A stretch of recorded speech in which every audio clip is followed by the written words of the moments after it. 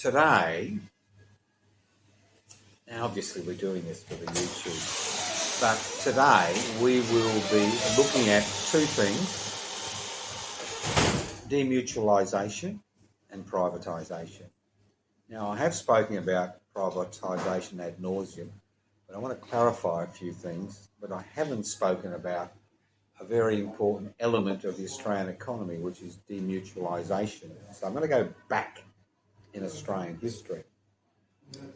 Now, before I do that, I want to define a few things. A mutual society or a mutual group is a group that sells services to its clients.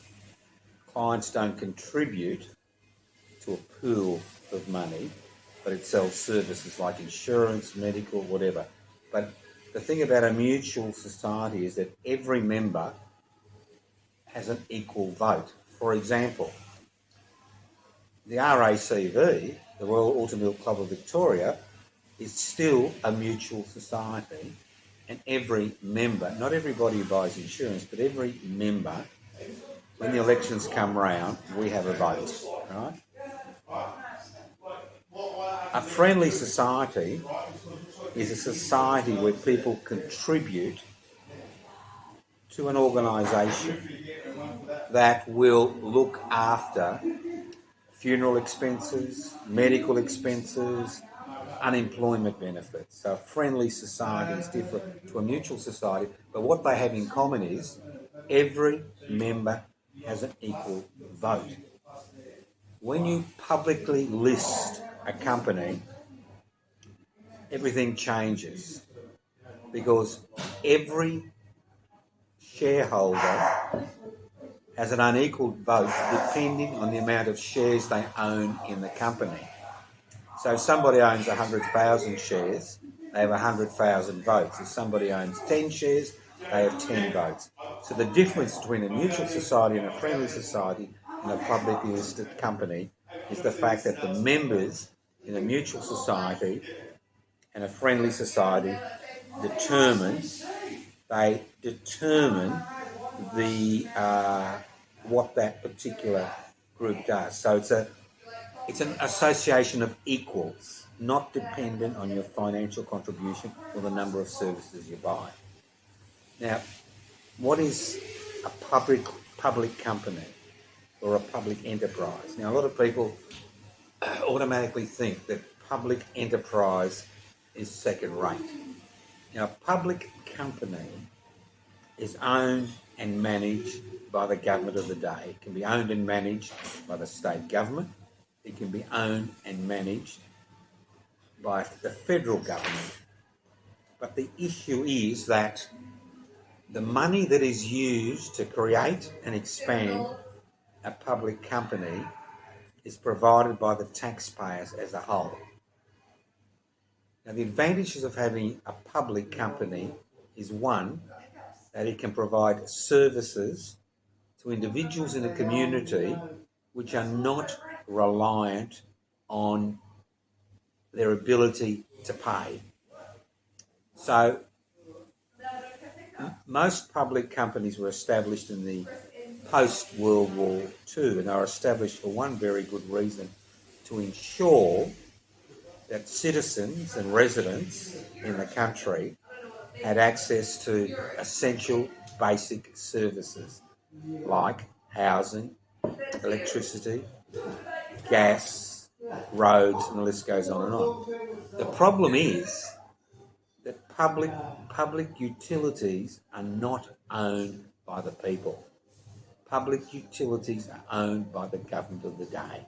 And I think that's very important. You need to understand they're either owned by state governments or the federal government, which means they can sell them at any time they like, even at a loss. So I just wanted to clarify those definitions first. Now, the first mutual society was formed in Australia in 1828.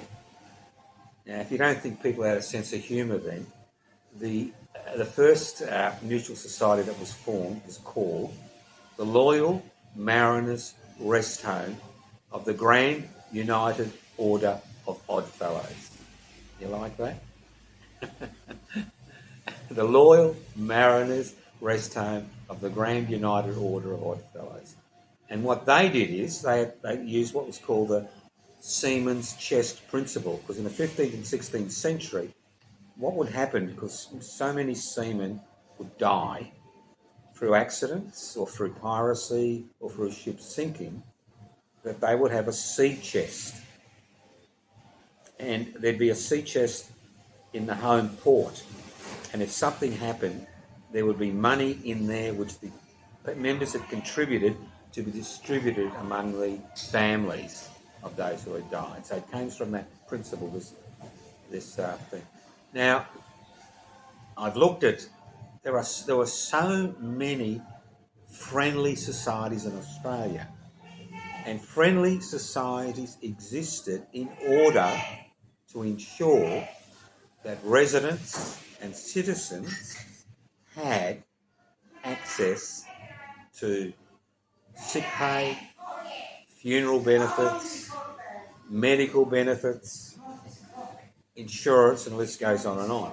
Because you've got to understand that in Australia, federation didn't mean that the federal government had the power to give out pensions.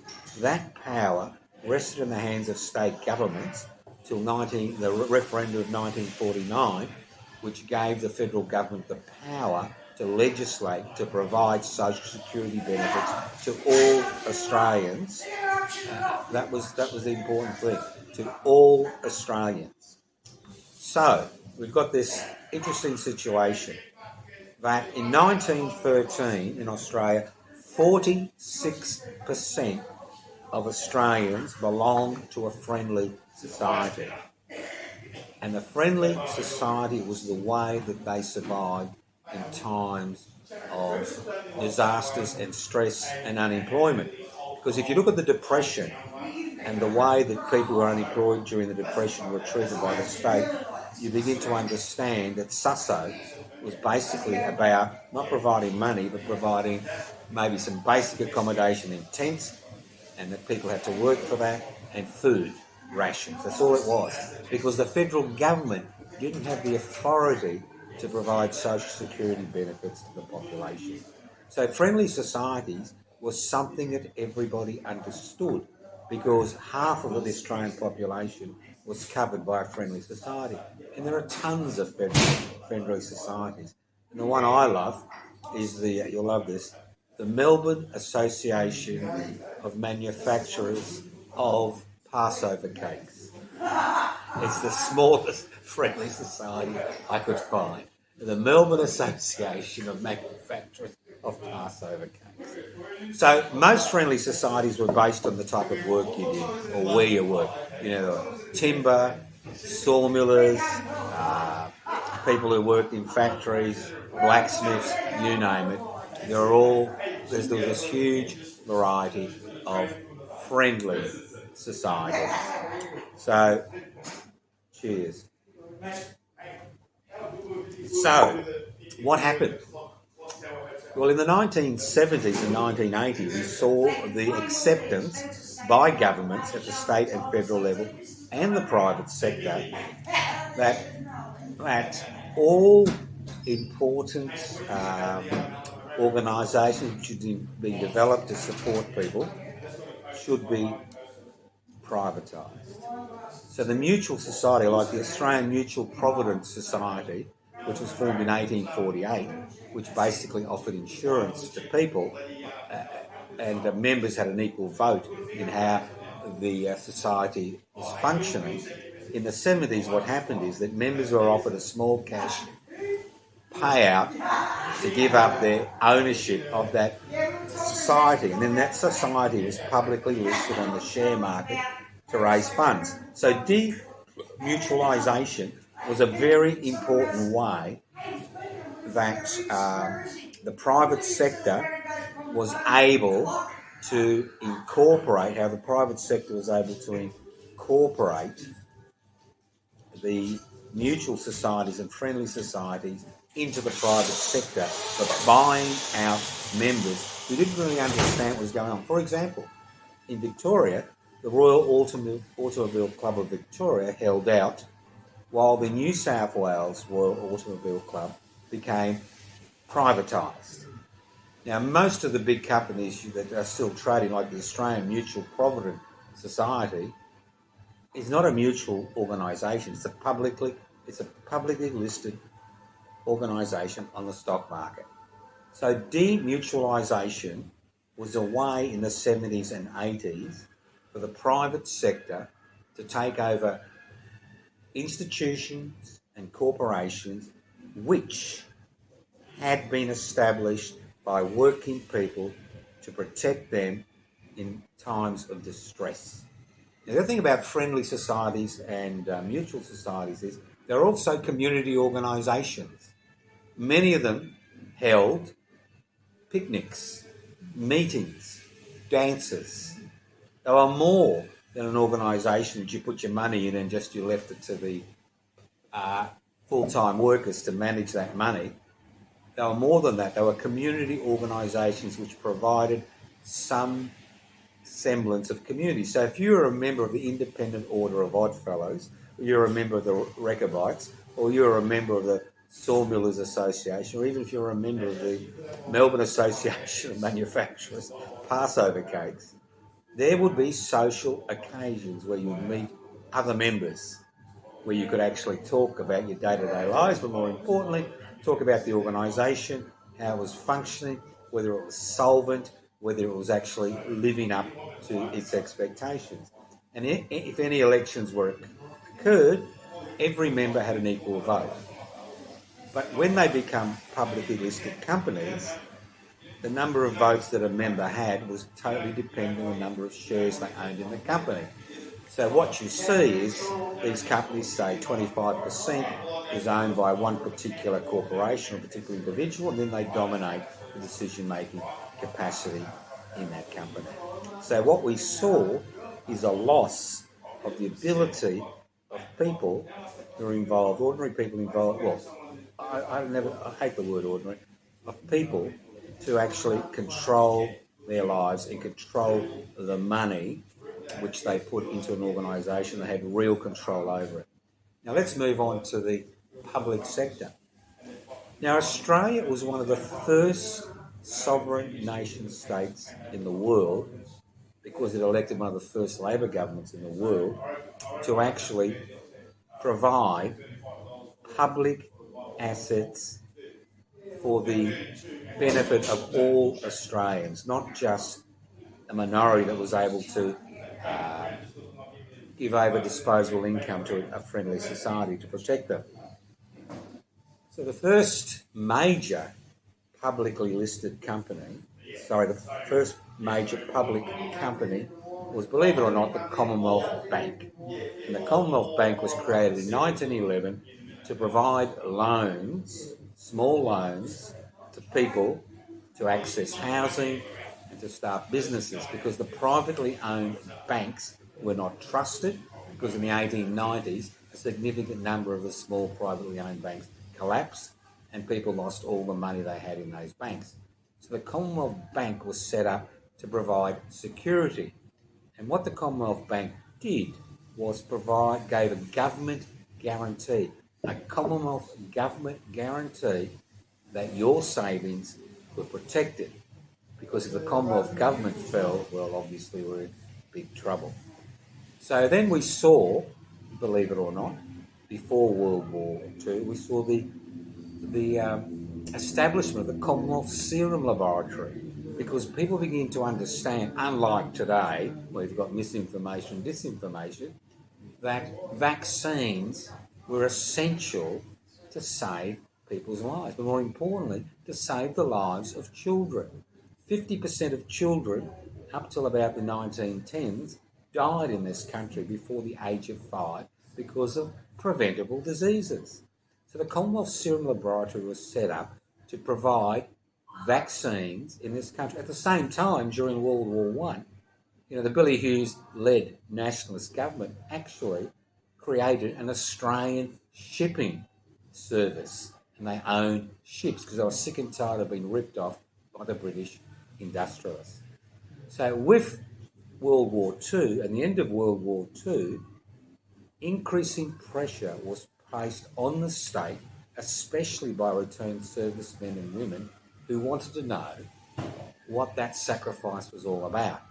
Because if you look at early pictures of Melbourne post-World War II, you'll see tent cities in the MCG, the Botanic Gardens, which were full of returned servicemen and women who could not access housing. And in 1949, because of the pressure from below, the Labor government put a question to the Australian people to transfer the responsibility for providing support from the state government to the federal government, and it was overwhelmingly supported by the Australian people. So after 1949, we saw an increasing number of public institutions being set up to provide basic necessities, some at a state level, some at a federal level. Things like, as we said, things like gas, electricity, the titles office, the list goes on and on, public education, public health, Commonwealth Serum Laboratory, Qantas, which was being an isolated country, we needed a government-owned airline.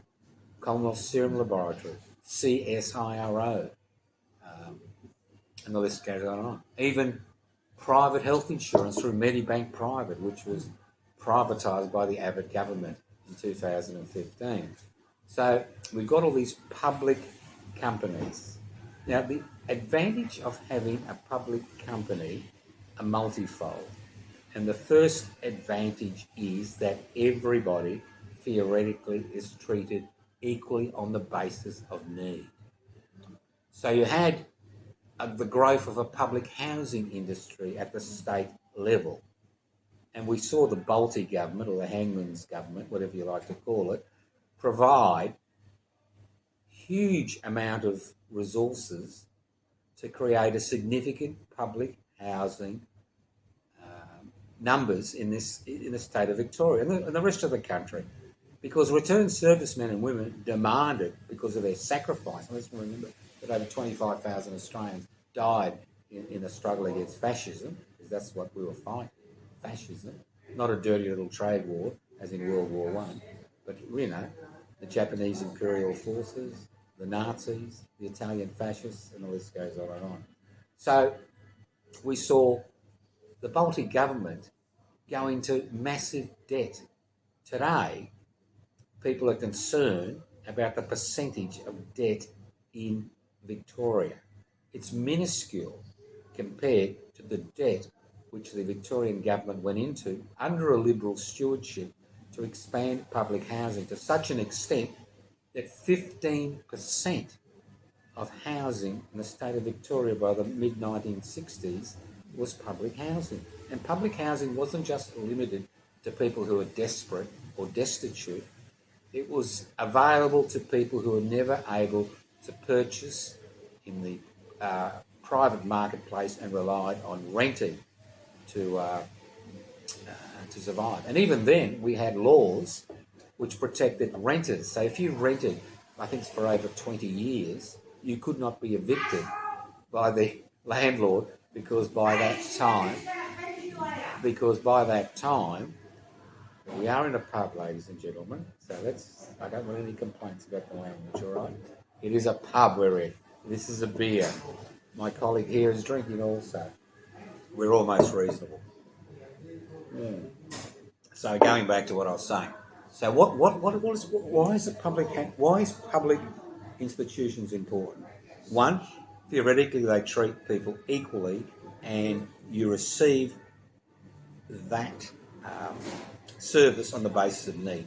Two, most public companies in this country before they were privatised in the 70s and 80s were profitable. It's a little bit like killing the goose that lays the golden egg because you want to make a quick buck when you privatise. Qantas was profitable. Telecom was profitable. Even even Medibank Private was profitable, 100 million a year. Commonwealth Bank was super profitable. So the thing is, when you privatise a public institution which provides services to the public at large, aged care, early childhood development, it goes on and on. We've seen the destruction of the cooperative sector in the mutual aid sector. So when you privatise these, what actually happens is that you no longer have that potential income stream going to the government coffers to help pay for other services for the community. So you lose that. But the most important thing about privatising a public asset, publicly owned asset, is the fact that you remove competition in a capitalist society. The only way to ensure a capitalist society which is based on corporations and the power of corporations, there is competition, is not through corporations, as we've seen with Coles and Woolworths, pretending to compete.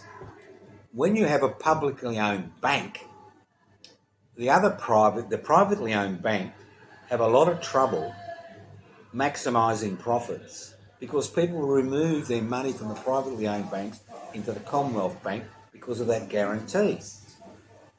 And what having a large public institution in a mixed economy means that you've got real competition. You don't need the Australian Competition and Consumer Commission, which doesn't have the funds or the legislative ability to control the corporate sector and ensure real competition. The fact that you've got a public entity like Telecom or a public entity like the CSL or a public entity like Qantas means that you've got real competition in that marketplace. Now, obviously, private companies say it's unfair competition because a publicly owned asset is backed by the resources of either the state government or the federal government. So it makes no sense to privatise publicly owned assets for a a fire sale. It just makes no sense. Now, the classical example is public housing. Classical example. And we'll go through this again. I go through this over and over again.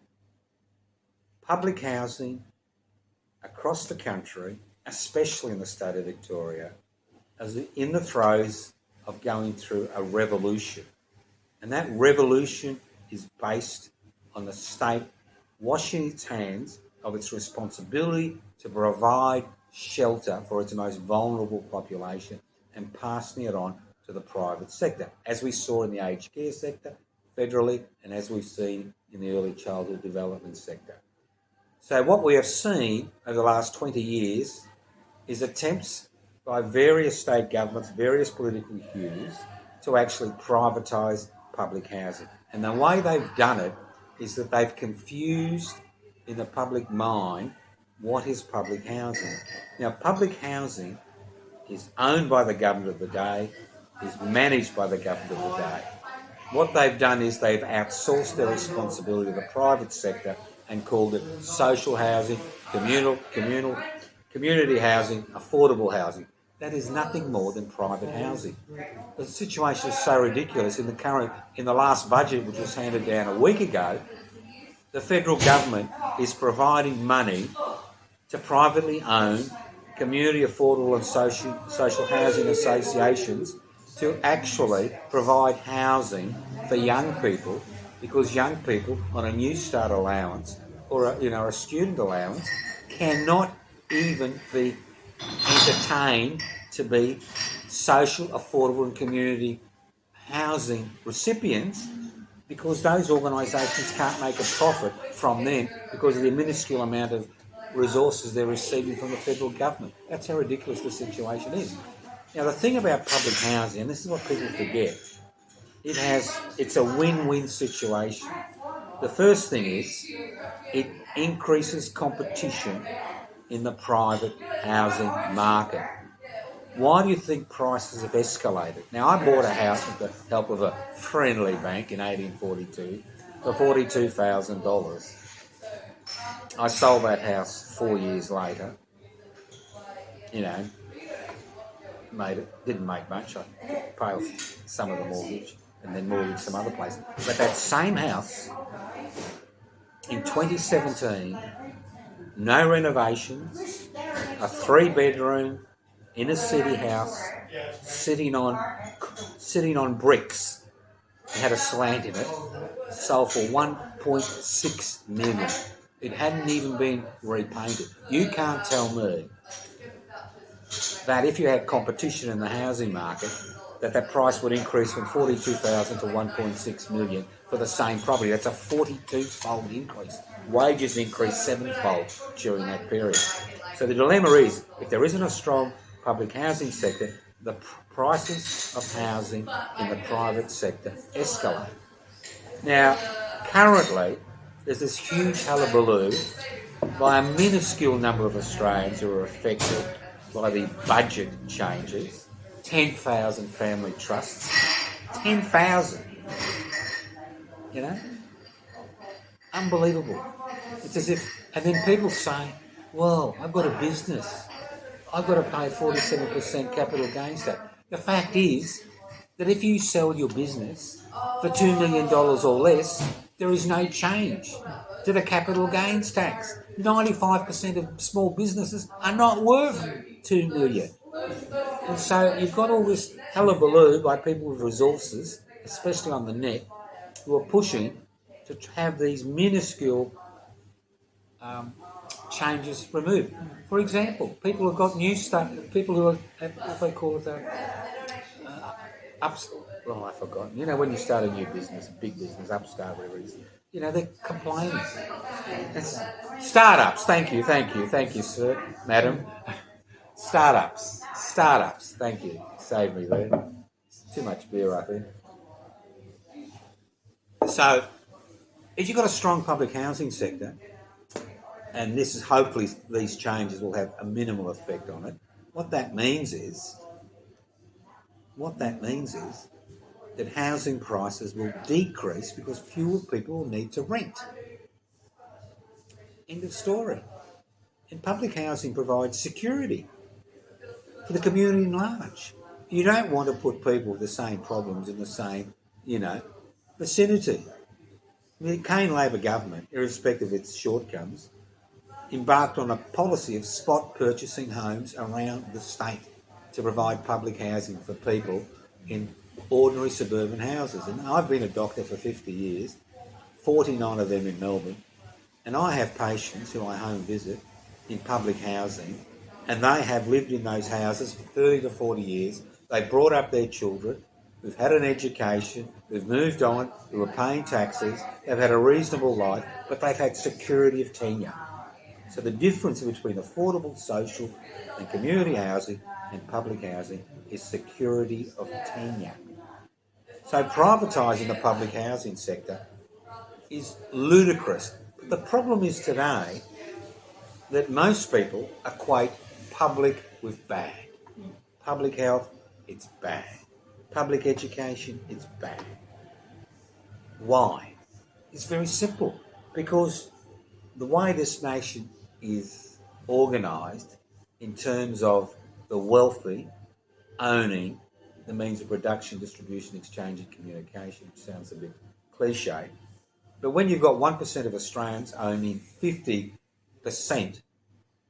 of the wealth in this country and 35% owning 1% of the wealth, you know there's something horribly wrong. And so what privatisation does, it removes competition, it removes an income source, it removes the ability to provide services based on need. So demutualisation and privatisation work hand in glove. Demutualisation is about removing the power of individuals to come together and work together for a common good in a private setting. Privatisation is the sale of essential infrastructure and services by governments in order to fill a temporary black hole. But the problem is that if you privatise the Commonwealth Bank, if you privatise Telecom, if you privatise Qantas, chances of creating another parallel public service, a public institution, are greatly diminished because of the lack of taxation revenue in this country. Because most taxation revenue still comes from pay-as-you-earn taxpayers. Although people complain about these new minuscule cosmetic changes to company to the tax laws, the fact is almost 70% of every dollar which is obtained by the government comes from pay-as-you-earn taxpayers, not investors. Another 4 to 5% comes from duties, customs duties, and about 25% comes from companies. And 1/3 of corporations legally paid no tax last year. So when you've got a taxation system which prevents resources trickling down to the majority of Australians, and let's not forget, 1/3 of Australians own their own home, 1/3 of Australians are renting, and 1/3 of Australians are trying to survive on social security benefits, which basically keep body and soul together. No wonder you hear stories every day of people going to food banks, of people being homeless, and people shrugging it off. I mean, the state shrugging it off. So privatisation has been a total disaster, and it's been a disaster for one very good reason, because we assumed that public assets belong to the public. They don't belong to the public. They are owned by the government of the day. Governments change, ideology changes, and so a government has, privatisation and demutualisation were not based on rational thinking. They weren't based on providing more services to the community, better services because they're in private hands.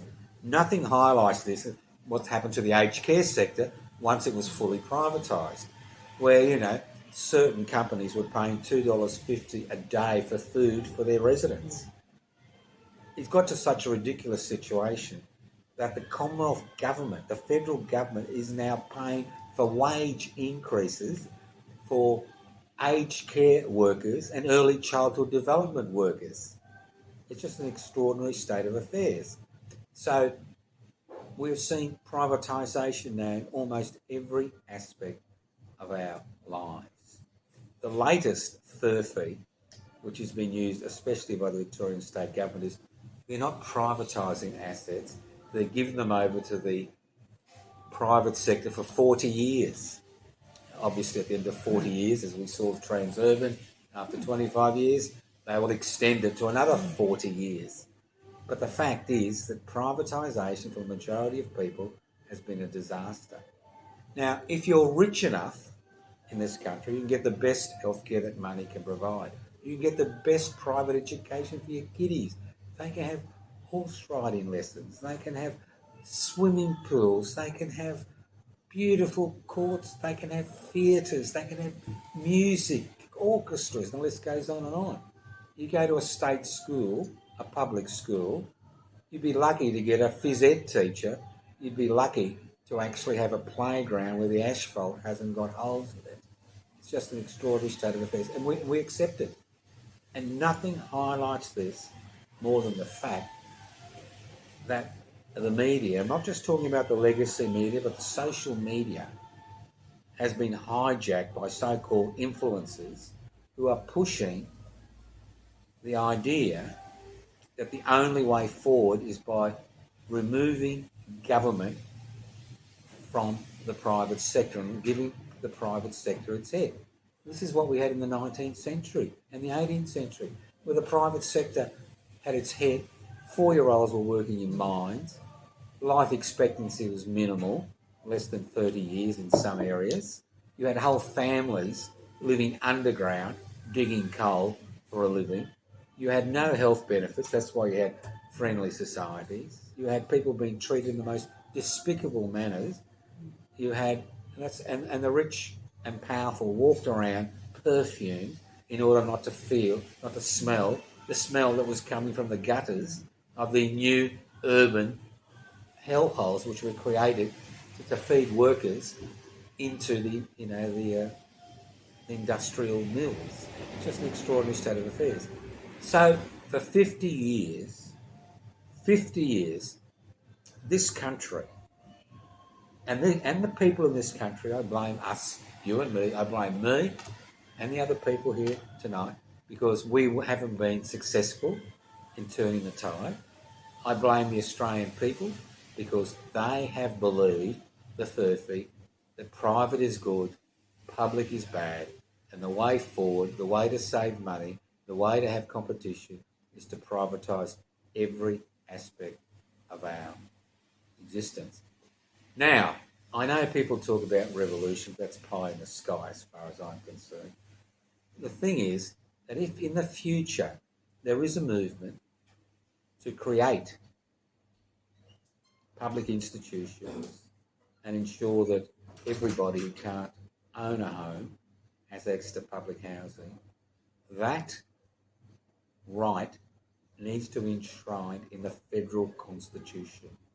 The ownership of whether it's a new Commonwealth Serum Laboratory, a new Commonwealth Bank, a new Qantas, a new company which controls mining around this country, its ownership should be incorporated in the Australian Constitution, not state-based constitutions, because as we see in Victoria, although the Victorian state government spent 6 years cobbling together a treaty with the state's Indigenous people, the Liberal National Party coalition, one of their primary policies is they will tear up the treaty. But federally, the ownership is incorporated in the Australian Constitution. There is no way a federal government can legally privatise a public company without first going to the people and getting a result in a referendum. Could you imagine when the Commonwealth Bank was privatised in the 1980s and when Telecom was privatised and when Qantas was privatised and the list goes on, that the Australian people would have accepted the privatisation of these fundamental public institutions in their lives if their ownership is incorporated in the Australian Constitution. So privatisation has been a total disaster. And in many regards, it has created the conditions which have seen the rise and rise of divided nation in this country. Because what we are seeing is the people that have been left behind turning on the other.